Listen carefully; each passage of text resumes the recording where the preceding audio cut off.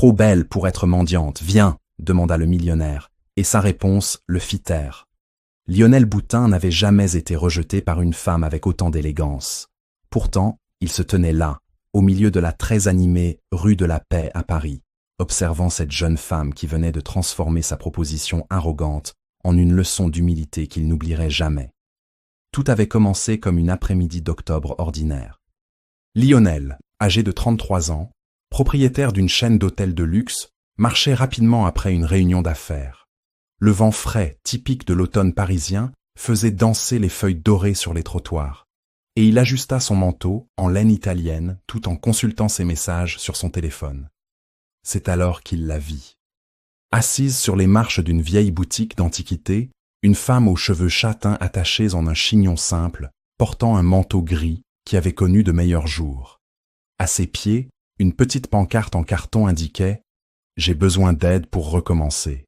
Mais ce n'était pas sa situation qui avait attiré son attention, c'était son visage. Même avec les marques de la difficulté, elle possédait une beauté naturelle qui contrastait avec l'environnement autour d'elle. Ses yeux verts brillaient d'une dignité que Lionel voyait rarement, même dans les cercles les plus sophistiqués qu'il fréquentait. Il s'arrêta, regarda autour de lui pour s'assurer que personne ne le connaissait dans ce quartier, et s'approcha. « Excusez-moi, » dit-il, en sortant son portefeuille de la poche intérieure de son manteau. « Vous êtes trop belle pour être mendiante. Et si vous veniez avec moi, je peux vous offrir quelque chose de mieux que de rester ici dans le froid. » La femme leva lentement les yeux. Pendant un instant, Lionel pensa qu'elle allait accepter. Après tout, qui refuserait une opportunité de quitter la rue? « Monsieur, » répondit-elle d'une voix calme mais ferme, « je peux avoir besoin d'aide, mais je ne suis pas à vendre. » Et la beauté ne définit pas la valeur d'une personne, ni sa dignité. Lionel sentit son visage s'échauffer. Quelques passants commencèrent à regarder dans leur direction. « Je ne voulais pas dire, » commença-t-il, mais elle poursuivit. « Vous avez dit exactement ce que vous pensiez. Et maintenant, vous découvrez que l'argent ne résout pas tous les problèmes. » Elle se leva, ramassa sa pancarte et la plia soigneusement. « Bonne journée, monsieur. » Alors qu'elle s'éloignait, Lionel resta immobile, observant sa posture droite et la manière dont elle salua poliment une vieille dame qui passait. Il y avait quelque chose chez cette femme qui l'intriguait profondément. Ce soir-là, dans son appartement en attique avec vue sur la tour Eiffel, Lionel ne pouvait chasser cette scène de son esprit. Il prit une douche, dîna seul comme à son habitude, mais ses pensées revenaient sans cesse à ses yeux verts et à la leçon qu'il avait reçue. Le lendemain, il retourna à la rue de la Paix. Elle n'était pas là. Il demanda au propriétaire de la boutique d'antiquités, Monsieur Dubois, un homme de 60 ans avec une moustache grisonnante qui connaissait tous les visages du quartier. « Ah, vous devez parler de Sandrine, » dit l'homme en polissant une vieille pièce de porcelaine. « Elle vient ici depuis quelques semaines. Polie, elle ne dérange jamais personne. Mais je ne l'ai pas vue depuis hier. »« Sandrine, » répéta Lionel. « Oui, j'ai discuté avec elle une fois. Elle est diplômée en littérature. Vous savez, elle a perdu son emploi il y a quelques mois et essaie de se relever. Une jeune femme de bonne famille, d'après ce que j'ai compris. » Lionel ressentit une étrange oppression dans la poitrine. Il avait complètement mal jugé la situation. Pendant les 3 jours suivants, il revint dans la même rue à la même heure. Le 4e jour, elle réapparut. Cette fois, Lionel s'approcha différemment. « Excusez-moi, » dit-il, en gardant une distance respectueuse. « Je voudrais m'excuser pour ce que j'ai dit l'autre jour. C'était grossier et inapproprié. » Sandrine le regarda avec surprise. Elle portait le même manteau gris, mais semblait avoir peu dormi. « Je ne m'attendais pas à vous revoir, » répondit-elle. « Moi non plus, je ne pensais pas revenir, » admit Lionel. « Mais vos paroles sont restées dans ma tête. Vous aviez raison sur tout. » Ils restèrent silencieux quelques secondes, tandis que l'agitation de la rue continuait autour d'eux. « Comment vous appelez-vous » demanda Lionel. « Sandrine Rouget. »« Lionel Boutin. Et j'aimerais vraiment discuter avec vous, si vous me le permettez. Pas comme... pas comme la première fois. Juste discuter. » Sandrine l'observa un instant. Il y avait une sincérité dans sa voix qui n'était pas présente lors de leur première rencontre. « Il y a un café au coin de la rue, » dit-elle finalement. Café Laurent, si vous voulez vraiment parler, retrouvez-moi là-bas dans 1 heure. Lionel hocha la tête et la vit partir à nouveau, mais cette fois avec un sentiment complètement différent dans la poitrine. 1 heure plus tard, il était assis à une table du petit café Laurent, nerveux comme il ne l'avait pas été depuis des années, attendant une femme qui venait de transformer sa manière de voir le monde. Quand Sandrine entra, il comprit que cette conversation allait tout changer. Le café Laurent était exactement le genre d'endroit que Lionel évitait habituellement. Petit, avec des meubles anciens et une odeur constante de café fort mêlée à l'arôme des croissants. Mais cet après-midi-là, en attendant l'arrivée de Sandrine, il réalisa qu'il y avait quelque chose de chaleureux dans cet environnement simple. Sandrine entra à l'heure, comme promis. Elle retira son manteau, et Lionel remarqua qu'elle portait en dessous un pull bleu marine simple, mais qui mettait en valeur ses yeux verts. Elle s'assit en face de lui, avec la même posture élégante qui l'avait attiré dès le premier instant. « Alors, Lionel Boutin ?» dit-elle en acceptant le café qu'il avait commandé pour elle. « Pourquoi un homme comme vous revient s'excuser auprès d'une inconnue ?» Lionel remua le sucre dans sa tasse, réfléchissant à sa réponse. « Parce qu'en 33 ans d'existence, personne ne m'avait jamais remis à ma place de cette manière, et parce que j'ai réalisé que j'avais besoin d'entendre cela. Et que faites-vous dans la vie, à part aborder des femmes dans la rue ?» demanda Sandrine avec un demi-sourire. « Je possède une chaîne d'hôtels, Boutique Boutin Hôtel. Je ne sais pas si vous connaissez. » Sandrine haussa les sourcils. « Si, je connais. Il y en a un dans le 16e arrondissement que j'ai toujours admiré en passant devant. Donc, vous êtes ce Boutin. »« Ce Boutin, confirma-t-il, un peu gêné. »« Et vous ? Monsieur Dubois m'a dit que vous êtes diplômé en littérature. » Le visage de Sandrine se ferma légèrement. « J'étais professeur dans une école privée à Neuilly-sur-Seine. J'enseignais la littérature française à des adolescents. J'adorais mon travail. » Était. Sandrine soupira, regardant par la fenêtre du café. L'école a traversé des difficultés financières. Plusieurs professeurs ont été licenciés à la fin du dernier semestre. J'étais l'une des plus récentes, alors. Et depuis, je cherche un emploi. J'ai envoyé des CV à des dizaines d'écoles. Certaines ne répondent même pas. D'autres disent qu'il n'y a pas de poste vacant. Mes économies se sont épuisées le mois dernier. Lionel sentit une boule dans l'estomac en imaginant ce qu'elle avait traversé. « Et votre famille ?»« Oh !» demanda-t-il prudemment. « Mes parents vivent à Toulouse. Ils sont retraités, vivent avec une petite pension. Je ne veux pas les inquiéter avec mes problèmes. Donc, vous êtes seul à Paris. » « Oui. Mais ce n'est pas de l'auto-apitoiement, » dit-elle rapidement. « Je vous explique simplement pourquoi je me suis retrouvé dans cette rue. Je n'aurais jamais pensé en arriver là. » Ils restèrent silencieux un moment. Lionel observa la manière dont elle tenait sa tasse, avec soin, savourant chaque gorgée, comme si c'était quelque chose de précieux. « Puis-je poser une question ?» dit-il. « Allez-y. Pourquoi avez-vous accepté de discuter avec moi aujourd'hui ? Après ce que j'ai dit ?» Sandrine sourit pour la première fois depuis qu'elle s'était assise. « Parce que vous êtes revenu. D'après mon expérience, les gens qui font ce genre de commentaires ne reviennent généralement pas pour s'excuser. Cela m'a fait penser que vous êtes peut-être plus que ce que vous semblez. Et je le suis. Je suis encore en train de le découvrir. » Pendant l'heure suivante, ils parlèrent de livres, de Paris, des petites choses qui rendèrent la vie précieuse.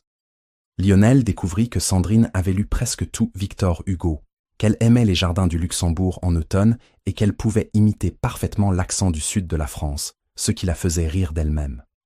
Sandrine découvrit que Lionel avait bâti son entreprise de toutes pièces après avoir hérité d'une petite auberge de son grand-père, qu'il parlait couramment l'anglais et l'italien, et que, malgré tout son succès, il dînait seul presque tous les soirs.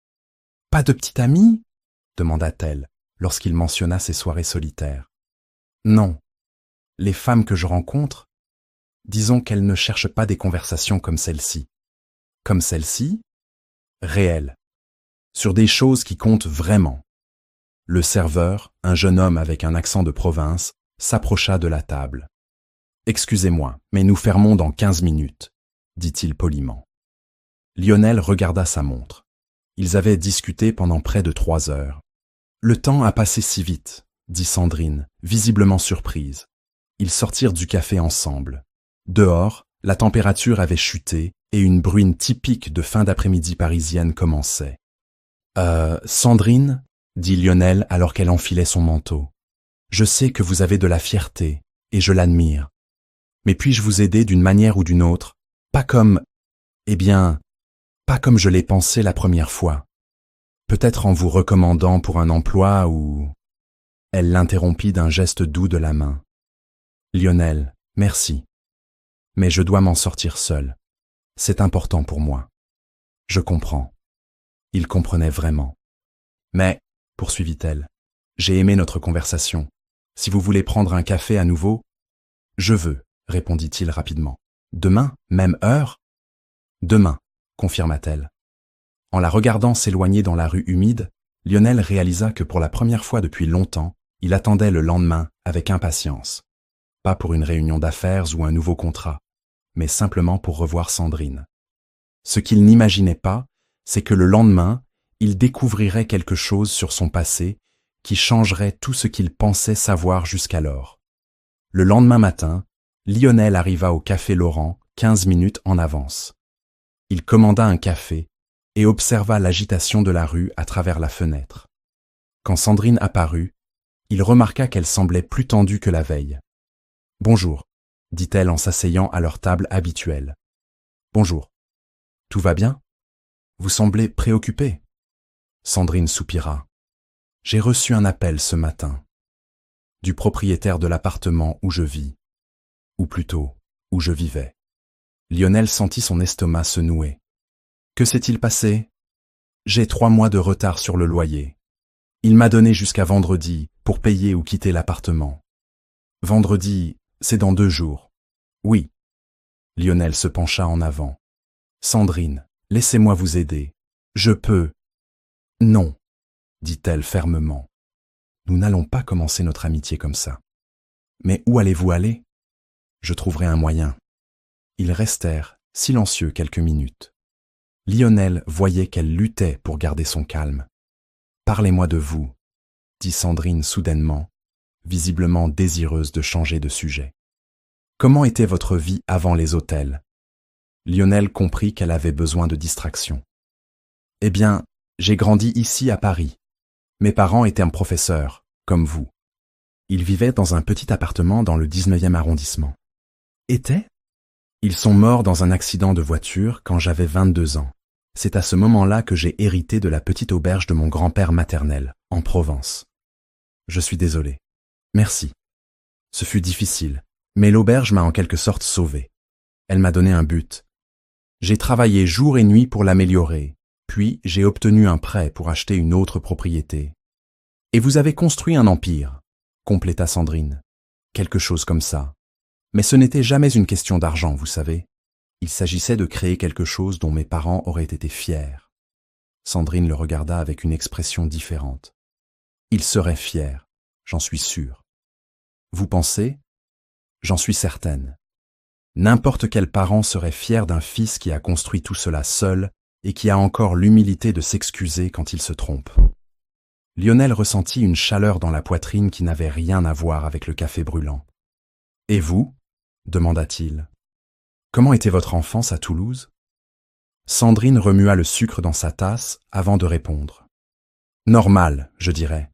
Mon père travaille dans une imprimerie. Ma mère est couturière. Ils m'ont toujours encouragé à étudier. J'étais bon élève. J'aimais particulièrement la littérature. C'est pourquoi vous avez choisi d'être professeur. Oui, mais aussi parce que... » Elle hésita. Parce que quoi? Parce que je voulais faire une différence dans la vie des jeunes, leur montrer que les livres peuvent être une évasion, un refuge, comme ils l'ont été pour moi. Un refuge de quoi? Sandrine resta silencieuse un long moment. Lionel réalisa qu'il avait touché un point sensible. « Désolé, dit-il. Vous n'êtes pas obligé de répondre si vous ne voulez pas. Non, ça va. » Elle prit une profonde inspiration. Quand j'avais 16 ans, mes parents ont traversé une période très difficile. Mon père a commencé à boire. Il n'était pas violent, mais l'atmosphère à la maison était très tendue. Je me réfugiais à la bibliothèque municipale. Je lisais pendant des heures. C'est là que vous avez découvert votre passion pour la littérature. Oui. Et c'est là que j'ai rencontré Madame Petit, la bibliothécaire. Elle m'a beaucoup aidé à cette époque. Elle me prêtait des livres, parlait avec moi, m'a encouragé à passer le concours pour la Sorbonne. Lionel sourit. Vous avez réussi? Oui. J'ai quitté la maison à 18 ans pour étudier à Paris. C'était effrayant, mais libérateur. Et vos parents? Mon père a arrêté de boire quelques années plus tard. Aujourd'hui, ils vivent bien, dans les limites de leurs moyens. Mais nous n'avons plus jamais vécu dans la même ville. C'est pourquoi vous ne voulez pas les inquiéter avec vos problèmes maintenant. Exactement. Ils ont fait ce qu'ils pouvaient pour moi. Maintenant, c'est à moi de régler mes affaires seul. Lionel admirait de plus en plus cette femme.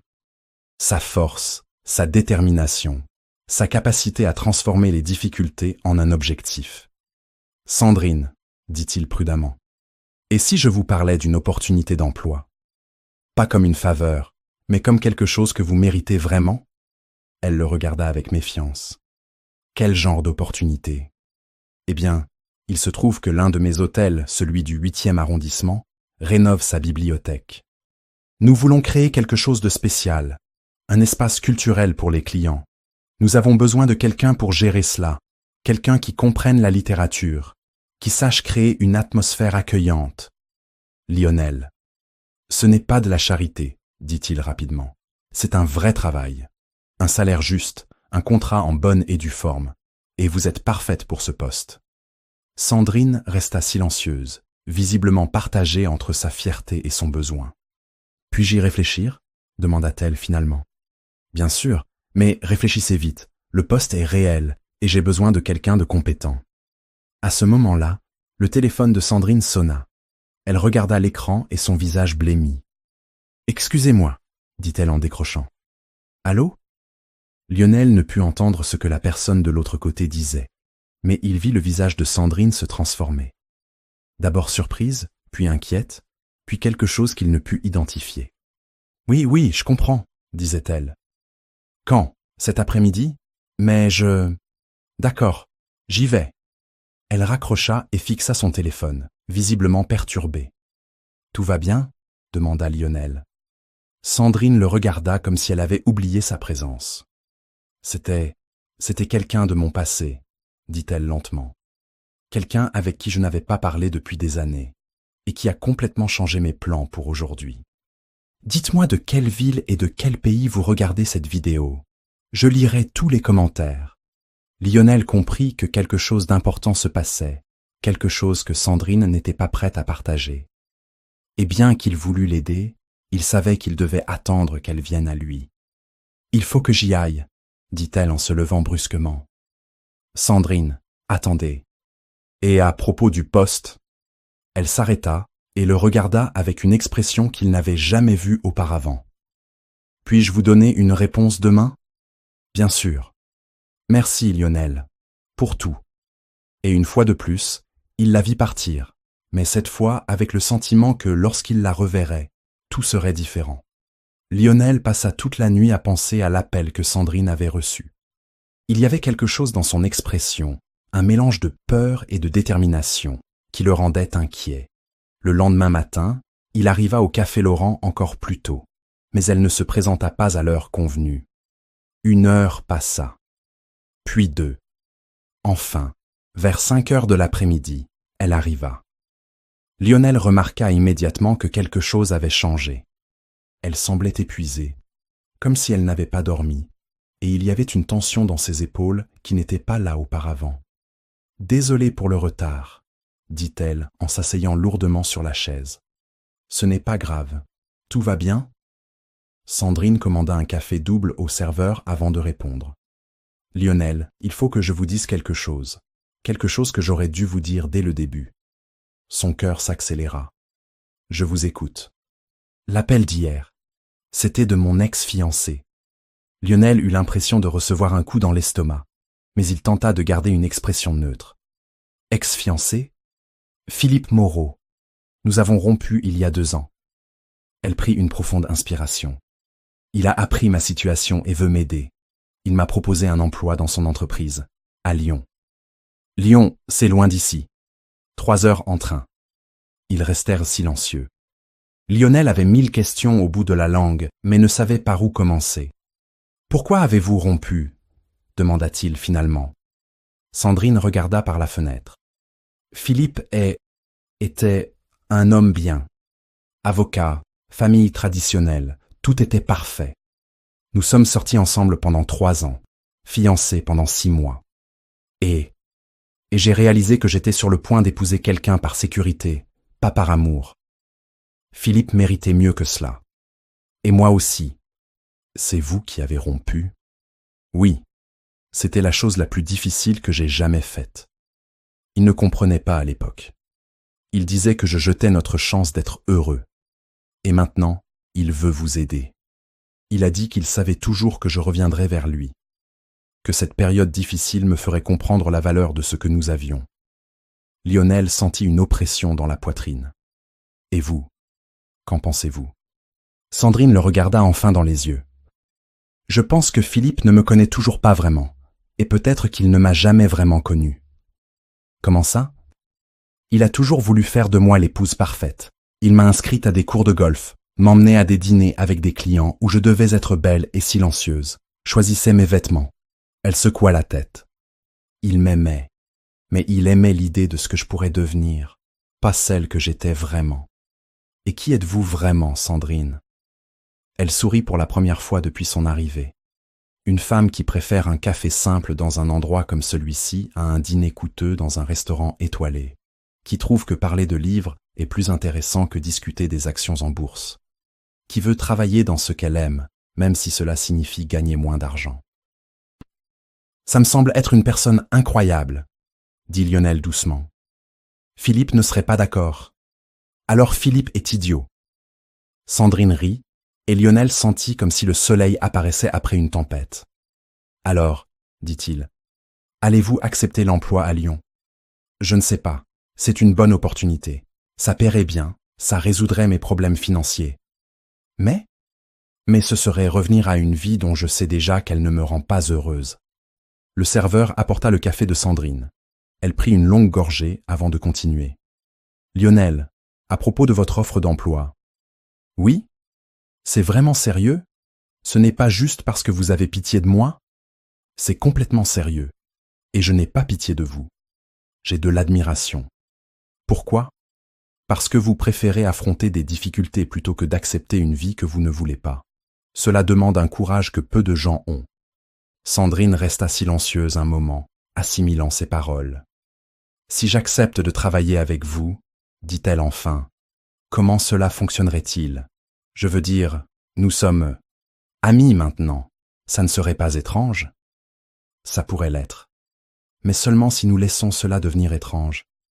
Et vous êtes sûr que je peux faire ce travail? Gérer une bibliothèque d'hôtel, c'est très différent d'enseigner. J'en suis absolument certain. Vous avez exactement ce qu'il nous faut, des connaissances, une passion pour les livres et la capacité à faire sentir les gens bienvenus. Sandrine soupira profondément. Philippe veut une réponse avant demain matin. Et moi aussi, j'ai besoin d'une réponse rapidement. L'hôtel commence à recevoir les nouveaux meubles lundi. Donc, j'ai jusqu'à demain pour choisir entre 2 vies complètement différentes. Sandrine, dit Lionel en se penchant en avant, puis-je vous dire quelque chose que j'ai appris quand j'ai perdu mes parents? Bien sûr. J'ai appris que la vie est trop courte pour essayer d'être ce que les autres veulent que nous soyons, et que parfois, recommencer ne signifie pas revenir à quelque chose de connu. C'est avoir le courage d'essayer quelque chose de complètement nouveau. Elle le regarda dans les yeux, et Lionel sentit qu'il y avait une connexion entre eux qui allait bien au-delà de l'amitié. « Philippe viendra me chercher à la gare à 8 heures demain matin, » dit-elle doucement. « Si je ne suis pas là, si vous n'êtes pas là, je vous attendrai à l'hôtel à 9 heures pour vous montrer votre nouvelle bibliothèque. » Sandrine sourit, mais il y avait des larmes dans ses yeux. « Pourquoi faites-vous cela pour moi, Lionel ?» Il aurait pu donner plusieurs réponses. Il aurait pu parler d'admiration, d'amitié, d'opportunités professionnelles. Mais il choisit la vérité, parce qu'en une semaine, vous m'avez montré plus sur moi-même que je n'en ai découvert en des années. Et parce que je ne peux pas imaginer ne pas vous voir tous les jours. Sandrine tendit la main par-dessus la table. Lionel la saisit, sentant qu'il tenait bien plus que sa main. « À demain, dit-elle. À demain. » En la regardant sortir du café, Lionel savait que le lendemain matin déterminerait non seulement l'avenir professionnel de Sandrine, mais aussi leur avenir ensemble. Et pour la première fois depuis longtemps, il avait peur d'être déçu. À 7h30 du matin, par un vendredi froid de novembre, Lionel se tenait devant l'hôtel Boutique Boutin du 8e arrondissement, regardant nerveusement sa montre. Il était arrivé à 7h, 1 heure avant l'heure convenue, incapable de rester chez lui à attendre. L'hôtel, un élégant bâtiment du 19e siècle rénové avec des touches modernes, ne lui avait jamais semblé aussi important qu'en cet instant. Au 2e étage, l'ancienne salle d'événements avait été transformée en une bibliothèque chaleureuse, avec des étagères en chêne, des fauteuils en cuir et une grande fenêtre donnant sur un petit jardin intérieur. À 8h, il appela la réception. « Une femme a-t-elle demandé après moi ?» demanda-t-il au réceptionniste. « Non, monsieur Boutin. Pas encore de visiteur. » Lionel regarda sa montre à nouveau. Philippe devait arriver à la gare à cet instant précis. À 8h15, il commença à faire les 100 pas dans le hall de l'hôtel. À 8h30, il monta à la bibliothèque et regarda par la fenêtre. À 9h moins 10, son téléphone sonna. C'était un numéro inconnu. « Allô ? Lionel ?» C'était la voix de Sandrine. « Sandrine, où êtes-vous ? Je suis en train d'arriver à votre hôtel. Mais il faut que je vous dise quelque chose d'abord. Que s'est-il passé ? Je suis allé à la gare. » Le cœur de Lionel s'arrêta une seconde. « J'ai vu Philippe arriver, » poursuivit-elle. « Et pendant un instant, j'ai presque pris le train avec lui. Mais vous ne l'avez pas fait. Non. Parce que j'ai réalisé que si je faisais cela, je me trahirais non seulement moi-même, mais aussi vous. Et ça, ce serait impardonnable. » Lionel ferma les yeux, ressentant un soulagement si grand qu'il dut s'appuyer contre la fenêtre. « Je monte, » dit-elle. 2 minutes plus tard, Sandrine apparut à la porte de la bibliothèque. Elle portait le même manteau gris, mais il y avait quelque chose de différent dans sa posture. Elle semblait plus légère, comme si elle s'était débarrassée d'un poids qu'elle portait depuis longtemps. « Alors, » dit-elle en regardant autour de la pièce, « c'est ma nouvelle bibliothèque ? Si vous voulez qu'elle le soit. » Sandrine marcha lentement dans l'espace, touchant les étagères vides, s'asseyant dans les fauteuils, observant chaque détail. « C'est parfait, » dit-elle enfin. « C'est exactement comme j'imaginerais une bibliothèque parfaite. Vous acceptez le poste ? » « J'accepte, mais à une condition. »« Laquelle ? » ?»« Je veux que ce soit fait correctement. Contrat formel, salaire juste, pas de favoritisme. Si je ne suis pas bonne dans ce travail, vous me licenciez, d'accord ? » Lionel sourit. « D'accord. Mais puis-je poser une question ? » ?»« Bien sûr. Qu'avez-vous dit à Philippe ?» Sandrine s'assit dans l'un des fauteuils et soupira. « Je lui ai dit qu'il méritait quelqu'un qui l'aime pour ce qu'il est, pas pour ce qu'il offre. Et que je méritais la chance de découvrir qui je peux vraiment être. » Comment a-t-il réagi ? Il était blessé. Il a dit que je faisais la même erreur qu'il y a 2 ans, que je le regretterais. Et vous ? Pensez-vous que vous le regretterez ? Sandrine regarda par la fenêtre de la bibliothèque, vers le petit jardin où quelques fleurs résistaient courageusement au froid de l'automne. « Non, » dit-elle avec conviction. « Pour la première fois depuis longtemps, j'ai l'impression de faire le bon choix. Pas le plus facile, mais le plus juste. » Lionel s'approcha de la fenêtre à côté d'elle. « Et maintenant ? Par où commençons-nous ? » « Eh bien, » dit Sandrine, un sourire jouant sur ses lèvres. « D'abord, je dois rencontrer les clients de cet hôtel. Quel genre de personnes séjournent ici ? Des cadres, des touristes sophistiqués, quelques écrivains et artistes. Des gens qui apprécient la qualité et la tranquillité. Parfait. Alors, nous allons créer une collection qui parle à ces personnes. Des classiques français, de la littérature contemporaine, quelques livres sur Paris, des guides culturels. Vous avez déjà tout prévu. En fait, j'y pense depuis hier soir. Nous pourrions aussi organiser de petits événements. Des soirées de lecture, des débats littéraires, peut-être inviter des auteurs locaux. » Lionel l'observait parler, voyant ses yeux briller d'enthousiasme. C'était comme si elle avait trouvé sa véritable vocation. « Sandrine » dit-il doucement. « Oui ?»« Merci. Pour avoir accepté le poste ?»« Non. Pour m'avoir appris que parfois, les meilleures choses de la vie arrivent quand on s'y attend le moins. » Elle le regarda avec une expression tendre. « Lionel, puis-je vous poser une question personnelle ?»« Bien sûr. Cette première fois, quand vous m'avez abordé dans la rue, pourquoi avez-vous fait cela? Qu'est-ce qui vous est vraiment passé par la tête ?» Lionel rougit légèrement. « Honnêtement, je crois que j'essayais de m'impressionner moi-même, de prouver que je pouvais avoir tout ce que je voulais. C'était arrogant et stupide. Et maintenant? Maintenant, je sais que les meilleures choses de la vie ne s'achètent pas. Elles doivent être méritées, construites, chéries. » Sandrine s'approcha de lui. « Lionel, vous savez que cela va changer notre amitié, n'est-ce pas? Travailler ensemble, se voir tous les jours. »« Je sais. Et vous? Êtes-vous inquiète? » ?»« Un peu, » admit-elle. « Mais je suis aussi curieuse de voir où cela nous mènera. » Ils restèrent un moment silencieux, absorbant l'ampleur de la décision qu'ils avaient prise. « Eh bien, » dit Lionel enfin, « que diriez-vous de commencer par une visite de l'hôtel? Je veux que vous rencontriez toute l'équipe. » Excellente idée.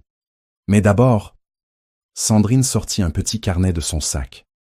Je dois noter quelques idées qui me viennent. Pendant qu'elle écrivait, Lionel réalisa que pour la première fois depuis des années, il était véritablement heureux. Pas le genre de bonheur qui vient du succès en affaires ou de l'acquisition de quelque chose de nouveau, mais un bonheur profond, qui venait de savoir qu'il était exactement là où il devait être, avec exactement la bonne personne. « C'est bon !» dit Sandrine en fermant le carnet.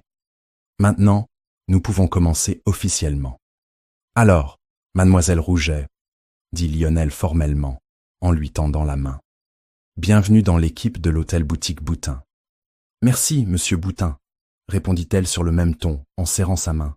« J'ai hâte de commencer. » Mais aucun des deux ne lâcha immédiatement la main de l'autre. Et à cet instant, ils surent tous deux qu'ils commençaient bien plus qu'une simple relation professionnelle.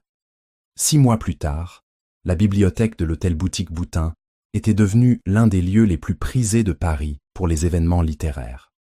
Sandrine avait créé un espace à la fois sophistiqué et accueillant où les clients et les visiteurs se sentaient chez eux parmi les livres.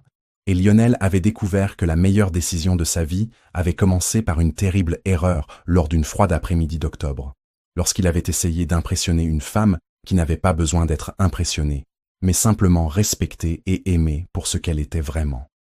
Parfois, l'amour le plus véritable naît de notre volonté d'admettre nos erreurs et de grandir avec elles. Et parfois, recommencer ne signifie pas revenir au point de départ. C'est simplement choisir un nouveau chemin. Si vous avez aimé cette histoire, laissez un commentaire ci-dessous, partagez avec vos amis et abonnez-vous pour écouter les prochaines.